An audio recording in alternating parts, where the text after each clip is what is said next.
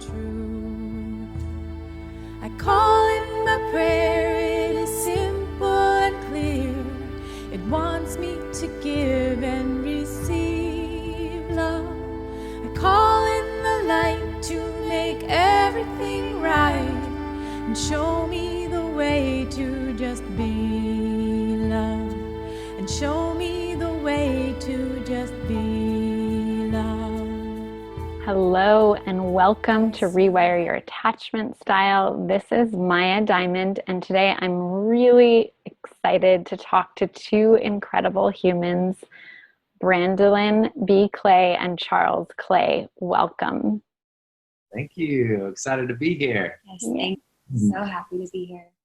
So I'm going to introduce them briefly before we dive in. Brandilyn is an intuitive coach and energy healer and believes it is our human birthright to naturally experience love, pleasure, ecstasy, and bliss in everyday life. She is devoted to creating vibrational harmony in the soul and psyche. She bridges the gap between modern psychology and ancient healing traditions to help people clarify their truth and fully embody their soul. She utilizes an array of tools rooted in neuroscience, psychotherapy, sound healing, ritual, and energy medicine. So welcome, Brandilyn. And Charles Clay is a men's empowerment coach, dynamic speaker, published author, and founder of Empowered Men's Group Training and Mastermind. He offers powerful and playful practices for moving through fear, releasing resistance and stress to activate your zone of genius and build the confidence to share your greatest gifts. His path from tragedy to triumph and extensive training in the healing arts has allowed him to offer a series of high-level upgrades to unlock human potential. So welcome, so happy to be here, and you're hearing this amazing being in the background. Welcome. Baby Sophia. Baby Sophia. Yeah. Baby girl. Yeah. So beautiful. So yeah, I would love to just start with hearing how did the two of you meet? Whoever wants to share, both of you. Beautiful. Well, I had been calling in my king for a few months, and that was a beautiful process of like just very deep soul searching and getting super, super clear on what I wanted and doing a lot of rituals and visualizations and holding that vision and that intention so strong for myself to fully believe in a kind of love that was beyond what I'd ever known or beyond what I'd ever experienced. Wow. Let go of a lot of the relationships that weren't it and got my field super clear for calling him in. And we actually first met in the astral plane when I was at Domenhor, this spiritual community in the Swiss Alps of Italy. And I had a dream that I was like fully penetrated by the color turquoise. I saw this view in the dream of the ocean overlooking the rocks. And I wrote in my journal that as soon as I woke up, I was like, I felt my king make love to me. I was completely enveloped in his turquoise light. And started having these interesting experiences where I'd start to feel like just a natural boost of endorphin release, a natural kind of euphoria. In the middle of the day, and it was like our antennae were like connecting to each other energetically across the world before we met in physical form. Wow. And then I came home from Italy and I just kind of like released it. You know, I'd set the intention, I had stated the vision, and that final step of manifestation of letting it go fully, like surrendering it fully, really happened for me. And became really unattached to whether I met him in a month or in 3 years. And then we met in a month after that. So I think that's important to remember because it's the easy step to manifesting that we can forget. Totally. surrendering it. It's one of the hardest ones for me. Yeah. I mean, yeah. So we had mutual friends on Facebook, and his name had come up a few times, and I like kept seeing this recognition, this kind of soul recognition, like, oh, like, look at that light warrior, you know. And he was in San Diego, I was in San Francisco, so we connected on Facebook initially. Wow. And then we spoke on the phone, and our very first phone call was like crazy. It was just so deep. It was like a whole hour of feeling like we were catching up on just this incarnation, but we knew each other from the rest. And we just talked about like our most transformative experiences and went really deep, really fast. And I remember just that phone call being like so powerful. And I was really clear with him. I expressed that I was looking for my king and that I wanted to become a mother, and that I wasn't really looking to call in more friends, and I wasn't looking for something. I love that. You know, yeah. all that, and like, I was like, and I like to be really clear. Yeah. Conscious and respectful of both of our time and both of our energy. Totally. You know, I'm a busy girl. Totally. And I would like to know what your intention is, you know? Yeah. And then he responded and was like, I'm calling in my queen and I want to have a family. And I was like, great. You know, so it was a beautiful, really clear communication way to like, know where we both were at, and to be like starting it off as something very real, you know, from the first conversation. And always, it was aligned for us because those words would only resonate with certain people. Being direct and really clear kind of has always been like my way, and honest, radically honest, and not like doing the thing that, you know, I hear some of my sisters sometimes doing, of like saying it or waiting or just thinking about it too much, you know? So then after a week of phone conversations that were like talking for an hour each night, I flew down to San Diego and we met in person, and he picked me up from the airport, and we just walked right towards each other and started making out. Like we didn't even exchange one word. It was just like this chemistry. And he got in the car and he picked up some food for me, and there was just a feeling like, I think I'm home. Like, you know, like, like, it felt so easeful. The first beginning, like easeful was my big key word of just like, wow, this is like, it was so harmonious, so joyful and so easeful. So it just, you know, first day we met as our day of our anniversary. Like we became a couple as we met, you know. Right. Wow. Yeah. Anything you want to add? That was a lot, but anything you want to add? Such a beautiful story. I love hearing this. Yeah, no, just the cliff notes from my end. I was doing a ton of inner work to release old patterns and noticing, you know, what kept coming up in my experience with dating. And totally. I finally, you know, got to say no to that and do some of the deep inner work to unravel some of the layers of that. And that helped me get really clear on what it is I do want. And and you know, years before that, I had quit porn, and one of the best positives to that was that my visualization got super clear. Wow. That old pattern. And so taking space for myself and like really fully fulfilling my energetic sovereignty was a real important step in getting clear. And then I was, you know, into some tantric practices and sending her sexual energy and really connecting to her through pleasure in the energetic state.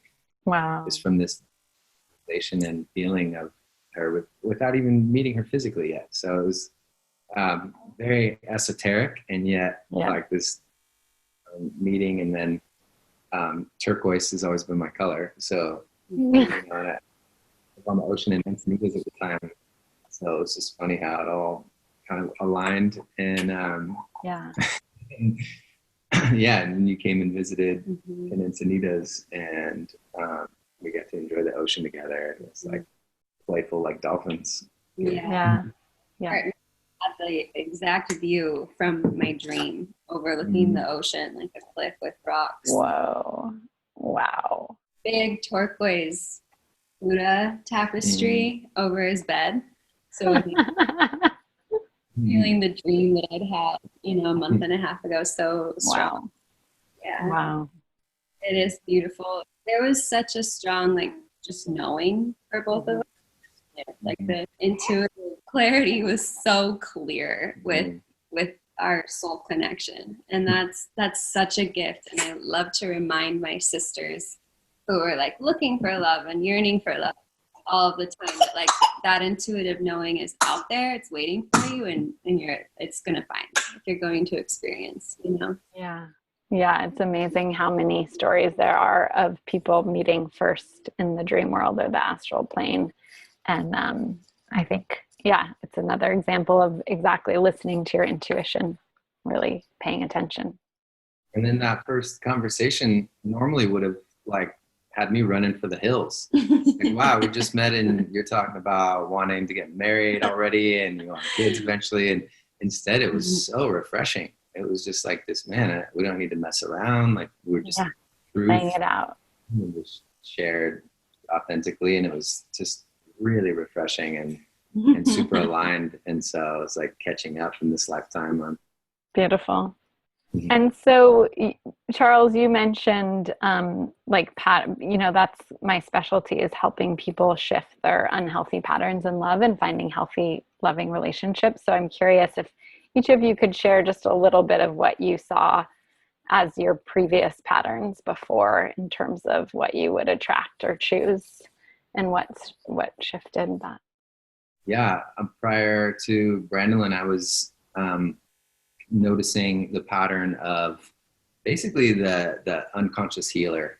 I was, came into some of my healing gifts really powerfully. And so I would see a damsel in distress that was beautiful, and there was a deep connection there. And so we would, explore that. And then I always had this kind of like knowing that it wasn't the one though. And I would express that and be very clear about, that. What you saw. Yeah. So it was kind of like, I can help this beautiful soul, and so kind of dove into that. Yeah. And that pattern for quite a while without the conscious awareness of it, and wondering why I could only get to this level of intimacy and then, it would kind of bottom out. And so I knew I wanted more, and I kind of had that like one toe out the door, I always had like an exit strategy. And so, and I'd be honest about that. And that was super healing for me to get to share that as my truth. And it wasn't fully serving me. It wasn't like what I wanted until, I remember, and it was like around the same time, I was taking that time with myself, like dedicated, I'm going to just focus on me for a while after dating for a long time, so I could take a step back and get the eagle eye perspective of what kept showing up and why. And did some deep inner healing process around that I call the inner peace process. It's super simple and profound. And then of course the universe is like, are you sure that's what you want? And be at the beach and met this amazing, goddess that's surfing, and then we watched the sunset together, and then go on a spontaneous dinner date. And as I'm listening to her, I'm like seeing it right before me, my eyes. Like she's sharing about her trauma and how her man left her and she had to move from New York and all this stuff. And I'm like, it hit me. Like, it's like, wow, this is, even though my biology is very attracted to her and I, could help her in these ways, like that's not ultimately serving me. And so that was finally, shared like, hey, this is one of her things was, she's like, all the men I meet, they just want to sleep with me. And I keep getting hurt. And so, like you're very attractive, and I'm not here to sleep with you. In fact, this might be the last time we see each other. This has been really nice, and I'm calling in this. You're on a deep healing journey here, and so this is beautiful. And that literally, it was like not even a couple days after that Brandilyn connected. Yeah, it's amazing. Yeah, and then I see that throughout life too, when we're saying okay to the maybes. Yeah. With kind of, yeah, sure, why not, let's do it, instead of like using the art of discernment, and then the next level opportunities open up that are the plump yes, that like exactly the body yes. And so totally a huge lesson for me, and now I don't settle for anything besides plump yes. Yeah. I love that. That's such a big part of my work. And I love the piece around, especially, I think so many of the people I work with are like us, healers, empaths, highly sensitive, and super giving, right? When you're an empath, you just naturally give because you feel so deeply. And so I love what you said about like what's really going to serve me. And so you were really calling in a partner that was going to, uplift you, that you could also uplift. And so by saying no, exactly that high level of discernment to this wonderful person that you knew was also a little bit your pattern, you created that space. And it's that level of discernment it can be challenging, but it is so, so powerful. Yeah. I'd love to hear from you, Brandilyn. Yeah. I feel a lot of similarities to what Charles expressed of, like, when I was dating, I would already know before I met the person that it wasn't it, but I would still go out to dinner anyways and just like, oh, let's see what it's about. Oh, I'll meet this person. Maybe it can turn to a friendship. So for me, like, there was continuing to put my energy towards those connections that were not an intuitive 100% yes. Mm-hmm. That really shifted for me was like saying no to anything coming into my field, for about 4 months before we met, of just like keeping it pristinely clear without any distractions. Yeah. Pursuing other kinds of relationships that I wasn't even fully wanting. Yeah. That was a big one for me.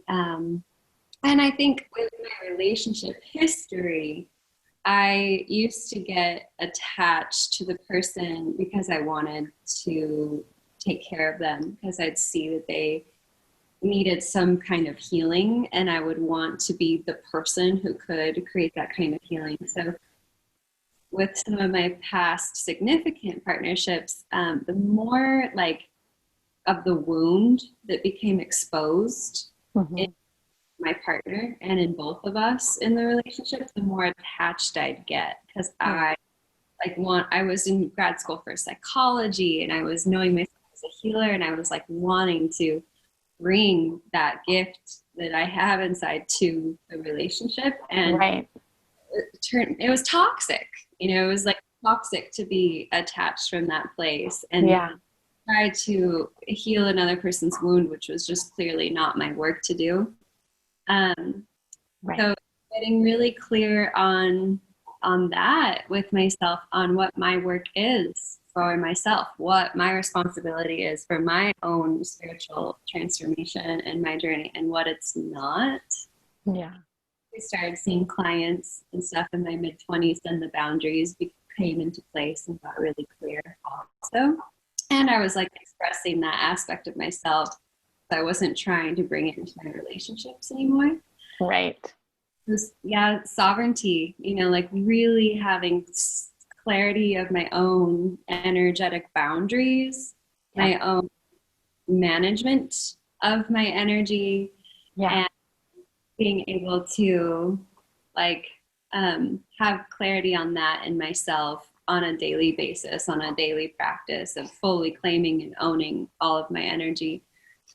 Felt like the biggest thing. Like, I feel like the way that I had claimed sovereignty in myself was completely necessary to being able to even get to the point where I was ready to like call in my king. Because in my past, I experienced relationships where the man would be possessive, or there would be jealousy, or all these things where I would fall into like a defense pattern. And in that moment, I wasn't totally sovereign. I was like, you know, trying to cater to the other person's view or something.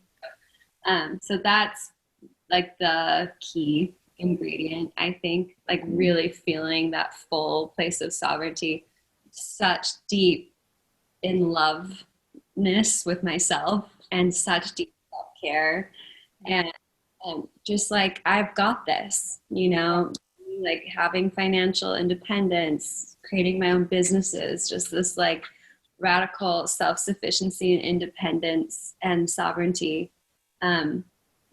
And experiencing that for a while was like what even made me feel ready for beautiful. For that. I just wasn't ready, you know? Yeah, exactly. Yeah. And so I love the word sovereignty. I'm curious if you could share what that word means to you. Yeah. Sovereignty to me means having the full governance and ownership of the fullness of my being, of my energy, my body, my mind, my spirit, and my heart. And also, I view sovereignty, you know, as an energy healer, as having my own field. So my essence, my life force energy, my auric field, so full of my own vibration, so full of my soul's energy that there's not room for anything else. Like, we live in a world so full of energy, so we can take on some of other people's energy very easily, especially if healers doing work with clients who are coming to us for that. It's easy to take a little bit of that energy into ourselves as we're trying to like transform or transmute it. And so having sovereignty to me is having my full energetic body completely full of my highest vibrational medicines, which would be my life force energy, the earth energy, you know, and Kundalini.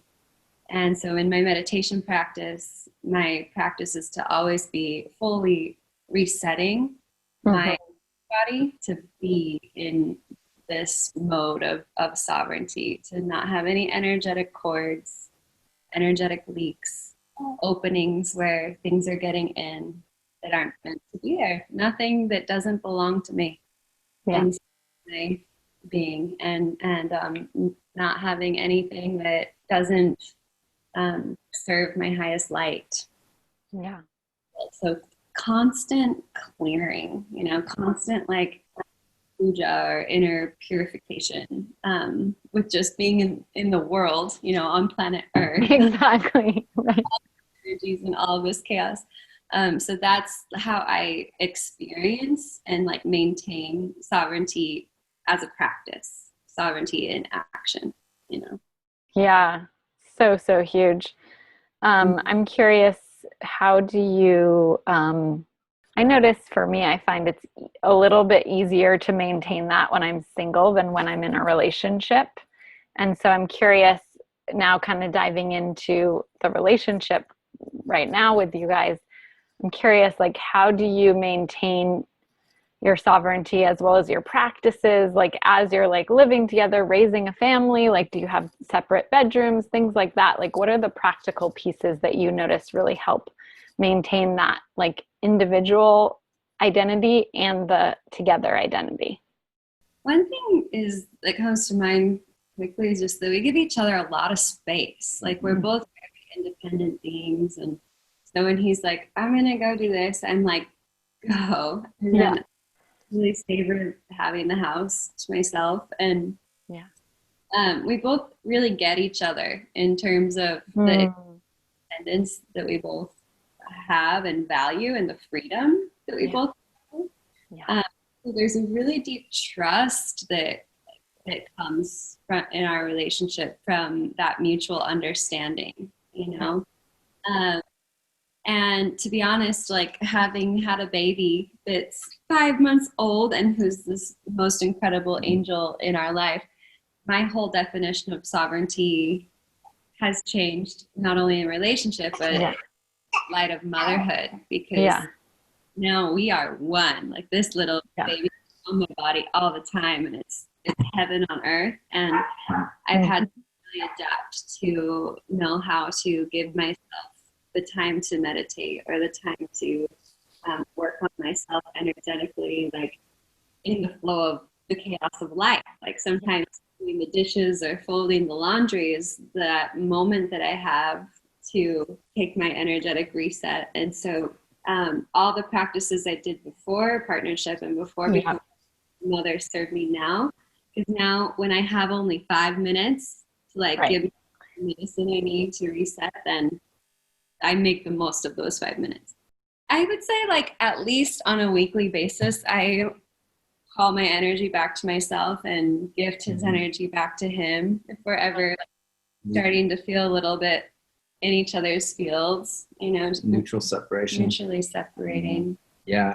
I'm sure we're all aware of the love languages. It's really big now. Yes.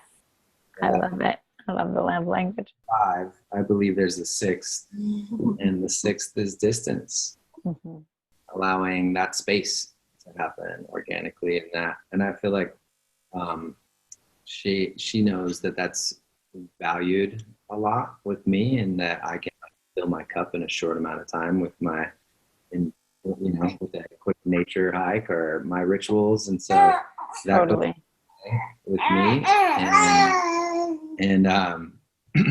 and yeah, just like my rituals and practices that always bring me back into alignment and full sovereignty, and with a baby and a family and a puppy, like it's fun. It's more like a Jedi ninja training, you know. It's my meditations are sometimes, while I'm doing the dishes and focusing on presence and breathing in divinity and source and breathing out. And so it's a dance. It's like making life a ceremony. Just wanted to add, I think that there's like a difference to the energetic of our relationship that helps serve our sovereignty, of that easefulness. Like, I remember in my past when I called in a relationship, I called in transformation with the relationship, and I called in processing, and I called in some tumultuous energies that were transformative. I learned a lot about my shadow, Yeah. And with calling in relationship, I would visualize dolphins. I wanted joyful, playful, easeful, harmonious, the kind of energy we want in our homes to raise our babies in, you know, very different from those deeply karmic soul contracts. Yeah. So I feel like that intention from the beginning of the kind of relationship I wanted really has served our sovereignty, because we both feel like the fullness of ourselves can be here. Right. Unique expression with each other, of telling each other our deepest fantasies, the kind of things that most people wouldn't actually tell their partners, you know? Yeah. We really value having permission for that, even if there's a trigger or if something comes up from it, like being able to show the fullness of ourselves. Right, because it's a part of you that, it's a expression. Yeah, and I felt that from Charles from the beginning, that he just wanted me to fully shine. He loved me fully shining, like me at my fullest velocity in a room at an event was like, brought him so much joy, and him shining, it wasn't at all like he was intimidated by that light or like wanted to keep it for himself. He loves for me to share my light with the world, and that just gives, like, having that mutual feeling with each other gives us both so much permission to just like feel the fullness of ourselves with each other. All parts welcome, all parts can be here. Where I don't think I ever had a relationship before where I really felt that way. Yeah. You know? Wow. That's so beautiful. And so, it's like wholeness, having the fullness of both of you be fully loved and accepted and just be allowed to be here. And I'm curious in terms, you kind of touched on a little bit, but I'm curious in terms of the relationship, if there's certain practices, like weekly practices or date nights or any structures that you found that are kind of nuts and bolts that have helped you or not. Yeah, one of our key pillars for communication that's up-leveled our communication exponentially is just coming back to one, seeking to understand before they understood. Right? So like, it's like this beautiful dance of holding space for one another when communicating, sharing, an experience. And we can notice triggers come up, you know, like, attuned to that, and also really seek to understand before the need to be understood. That's been a huge one. Our relationship and communication in general. I think this would be super healing for the world. The second one is acceptance, radical acceptance of this person exactly where they're at on their path, not needing to change them, not needing them to be a certain way to appease my needs. Third one is compassion. Just like, instead of second chakra wide open, it's like fourth chakra, just beaming them with compassion exactly where they're at, and love, acceptance, and understanding. Those pillars have been really key for next level communication. That's huge. And so for pillar number 2, I'm curious about the nuance of making requests. So like, because there's that like accepting someone exactly as they are, and then there's also like requests and relationship, and maybe like, oh, I'm wondering if you could do it this way. Curious like how you guys view that.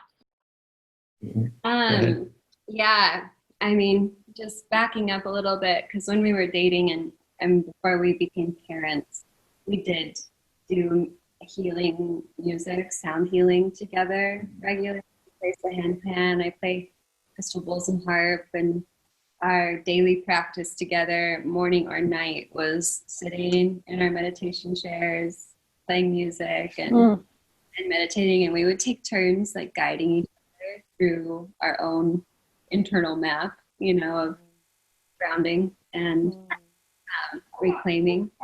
And now with baby in the picture, it's much more about like giving each other breaks. So we're more alternating time than we are like, so we can go have our practice. And so there has been some structure since the baby of like him feeding her a bottle a day and spending 2 hours. He's working full time. I'm taking time off. But spending 2 full hours a day, like really, be with baby time so that I can take a break. And so those, and that's like by request, have worked out harmoniously. And it's not always like perfect or by the book.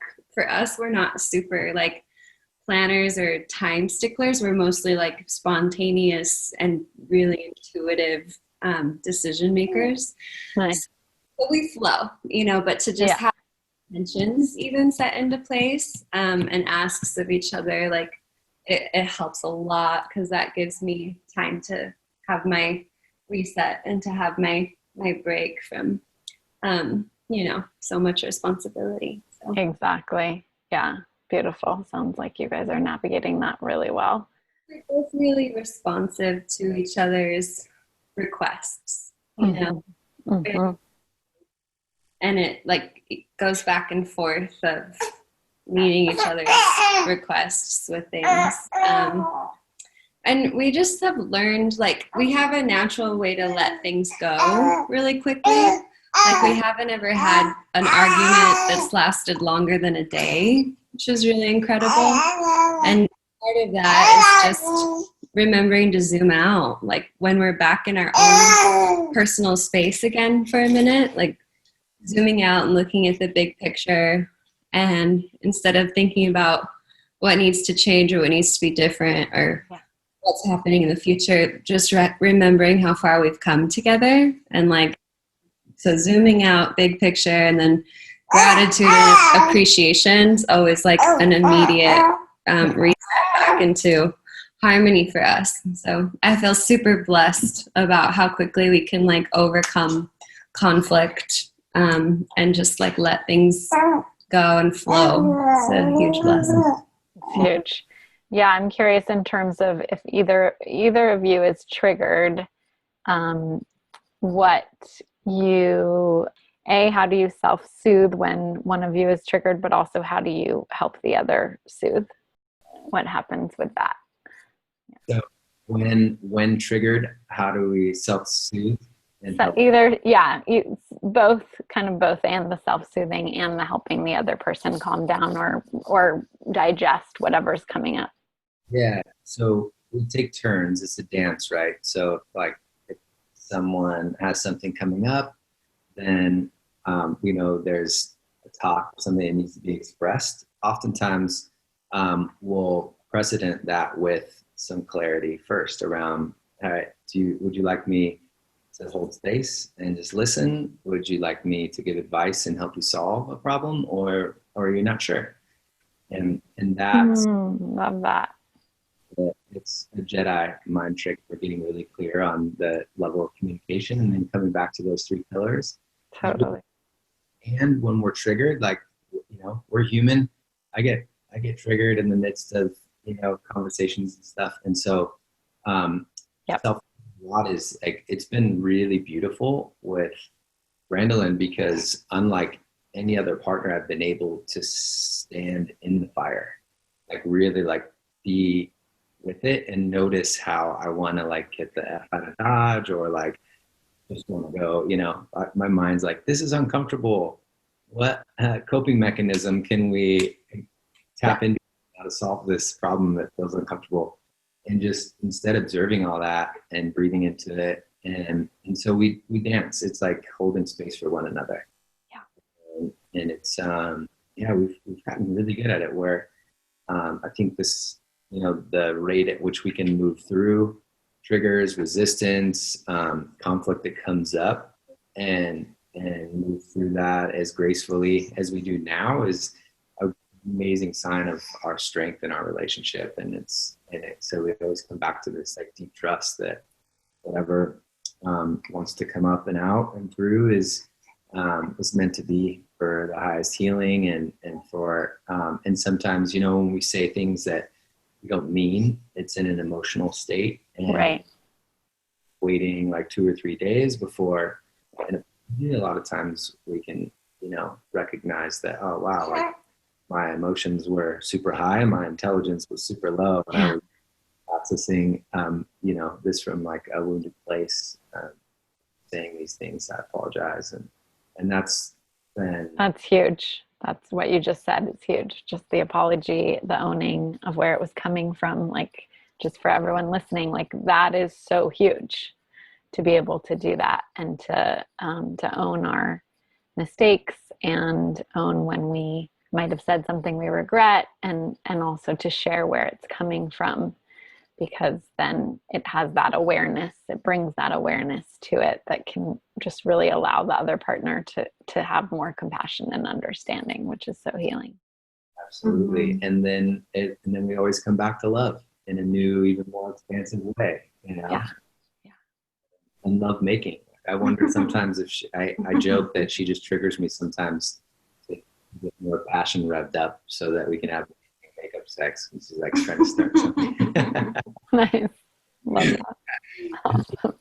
Knowing I can see right through that, we can just skip over the conflict sometimes. It's great. It is a way to fan the flames of the fire, Yeah. Because I have to take a look to reflect and see if I'm doing that. Am I stoking this fire?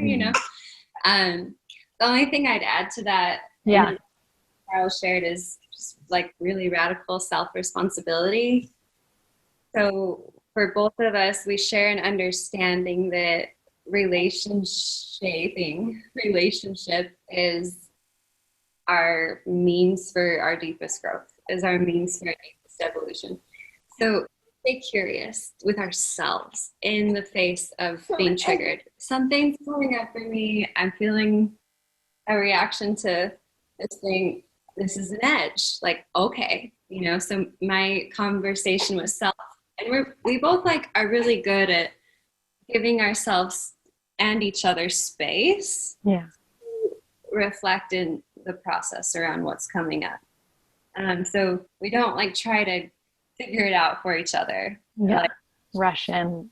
even in the moment where we'll usually give each other some space before we come back to the conversation so that we have some time to process and reach clarity on what is emerging. Yeah. I think for both of us, there's almost an excitement in a weird way, like when something comes up or when we're a little triggered because we're like, ooh, like it's an edge. Here's a growth opportunity. Like something's pushing one of my buttons. What's here? So then we realize that it's our inner child that's needing some love, or it's a version of myself that died that's needing to be honored, and I'm wanting to feel the grief for honoring that version of myself. You know, that's been recently with becoming a mother, like feeling old versions of myself not in the picture. So it's easy to like get emotional or flustered or start to like let some of that energy of the pain out on each other. And so when that's arising, it gets to actually recenter us. We actually get to realign. We actually get a huge insight, a huge piece to the puzzle of the mystery of the self, you know, which is forever evolving. And I feel like that shared understanding we both had before we met. And that's like a really important piece. You know? It's like a value that you guys both had individually that you brought in. Yep. So for all the women that are listening who are single, I'm curious, what is the number one trait that you would tell them to look for in their next partner?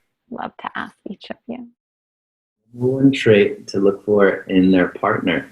I would say compassion. Back to the third pillar, communication, is like when we're built on a foundation, relationships are built on a foundation of love and compassion, unconditional love, then there's room to thrive. That's beautiful. So first compassion. I asked this to all the couples, so I think that's the first one, and I love that so much. Yeah, I mean, easefulness. You're not calling in transformation anymore? Easefulness. Would that be the quality? Would that be a quality in the partner? Quality in the relationship. Yeah. Great. Quality in the partner. Yeah. Him being joyful, like him bringing the joy.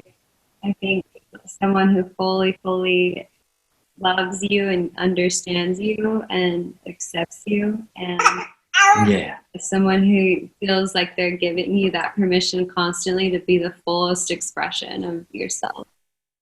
So huge. So huge. Oh, so big. Yeah. Most definitely, huh, Sophia? And I'm curious, again, this is just so helpful for everyone listening. I'm curious, what was the relationship that was modeled to you growing up with your parents? You know, like what was maybe dynamics that were there that you might have had to overcome in order to attract this, or that were modeled that you really, you know, have continued and emulated because they were so important? Great question. You know, what first comes to me is my resistance. So this is further down the road in our relationship, but my resistance to marriage. It's huge. Wow. I witnessed my father, you know, he was married 3 times, divorced 3 times, had kids with each, which was beautiful, amazing siblings, and so blessed to have such a big family. And I got to see the good, the bad, and the ugly in marriage and in divorce. And so that I was a little unconsciously wounded from that around like the, you know, marriage in general and what that is for our society, our culture. And so that usual path didn't really resonate with me. And so when Brandilyn and I, rose in love, it was like, hey, what are your thoughts on marriage? And it like brought up some triggers for me. And it was exciting because, like she mentioned, it's a relationship. We get to shape it into what we want it to be. Exactly. Huge like breakthrough for me was really letting go of the old stories around marriage and what that has to be, and I realized why I experienced that actually helped my dad and I bond so much more. So, of course, that was one of his like rock bottoms, that I got to come back from college during the weekend and hold space for him before I even knew what that term meant. And that helped us bond and really like reinforced our relationship. And so there's blessings in it all. And that's allowed us to create our version of marriage and allow for, we each value freedom a lot. And so it was interesting, getting to have that as a centerpiece in our marriage as well. It's really been beautiful. And it's amazing how much our parents influence that, and it's like in every level of the relationship, there's always another initiation, and that was a big one. And so, and on the other end of that initiation was this, just the most spectacular wedding and beautiful next level of commitment and next level of intimacy that was available to us. And right. And like, just, it was really incredible what unfolded after that initiation. So yeah, I just want to commend you for looking at that shadow and working through it, and like standing in the fire of that and burning through that. That's huge. So thank you for sharing that story. Yeah, it's a big one for us to move through, and there was like some beautiful healings that came through from moving through that together. For me, my parents are still married. They've been married for 39 years. Yeah, I should interview them. That's amazing. They are just really modeled to me that, like, no matter what happens, you work through it. They definitely had a dynamic of like, can't live with each other, can't live without each other. And it just showed me, like, no matter what goes on in life, no matter how stuff can come up, or they're even moving through some hairy moments at times, like, you always come back together, and the way that they both held themselves and held such integrity and such loyalty with that my whole life is incredible. And it's something that's totally rubbed off on me. I remember being a little girl and being at a gas station with my mom, and we went in to like get a drink, and some guy was like checking her out the whole time, just looking at her. And I was like, Mom, like, you didn't even look back. Like, did you notice that guy staring at you the whole time? Like, he was hitting on you, And she's like, no, I don't notice. Like, for me, none of that's an option, just like strong, like, boundary that she didn't even have the awareness of it in her field. And I feel similarly that, like, since I've met Charles, it's like that switch has just been turned off to men in the outer world, and I really haven't felt like attraction to another man since I met him, because I'm just like, focus on it. I'm not even allowing room for that energy in my consciousness. So that's beautiful. And also, my parents owned a business together that they just sold their company. So they had a business together for like 16 years where they were 50-50 owners. My mom was the CFO and my dad was the CEO.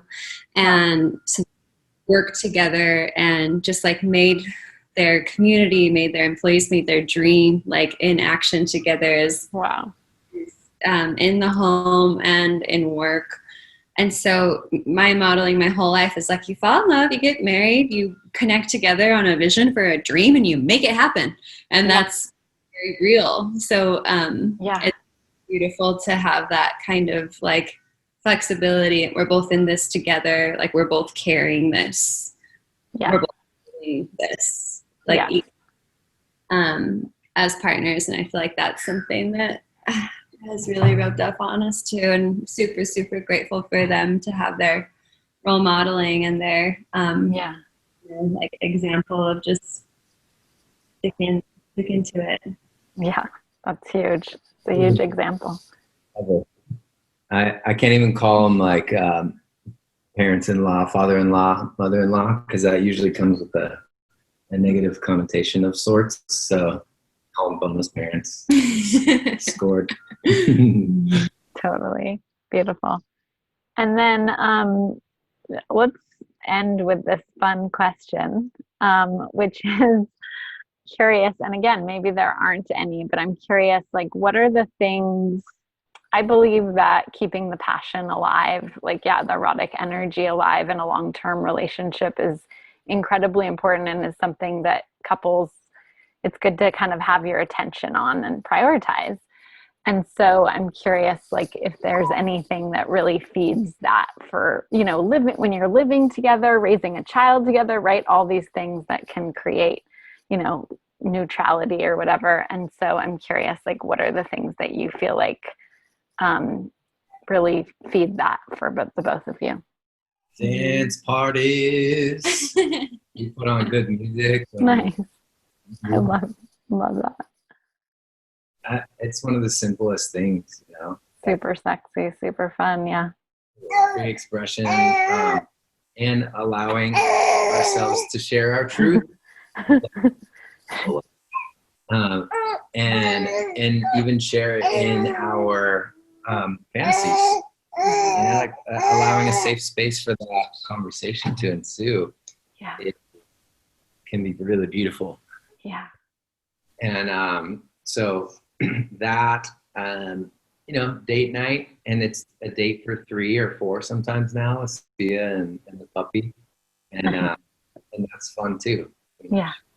Travel companion. We've been all over already, even during quarantine. It's been really interesting because, she was pregnant. We're like, we landed our perfect house in Lakeway near Austin, and we, got married, did all these things, and landed here just in time for nesting and doing our own version of quarantine right before the COVID and everything hit. And it was just, it's kind of funny and nice that everybody else is joining us on this quarantine. This sacred pause, I call it. Totally. Really beautiful, and allowed us to really remember what's important and notice where our attention goes to things that aren't important, and like really discerning in that. And so I think that traveling, incorporating vacation vibration into our daily lives keeps things exciting, Yeah. Novelty, Yeah. We're always booking, whether it's mini vacations or Nice. the beach in South Padre Island, and feel super refreshed and rejuvenated from that. And we there's just so much to experience. So we're always setting the intention of calling in all the greatest things that life has to offer. It's exciting. I love that. Yeah. I would second that novelty and playfulness and co-creating adventures together, where we feel like we can just unwind and be the version of ourselves we want to be in that moment together. Having a break from domesticated duties is really, really refreshing. And one thing that he didn't mention that I'd add is staying really present, like just staying so present, because in presence there is mystery. In presence we are always faced with embracing the unknown and finding peace with the mystery of life. We're married, yes, and we have a vision to be together for this life, and we have no idea what the future will be. So we release it. We let go of what we don't know. We admit and embrace what we don't know. And that brings more passion and more like, I'm just going to savor this while here. I'm just love this so fully while it's here for me, because I have no idea what might happen in 5, 10, 15, 20 years. So we never try to fool our minds to think that we do know what's going to happen in those 20 years, even when we do have the vision for it. And I really believe, we have to reconcile the opposing parts in ourselves. Like we have a part of us that seeks security innately. Right. Totally. We have a part of ourselves that seeks fun and adventure and play and mystery and like thrill and novelty. Right.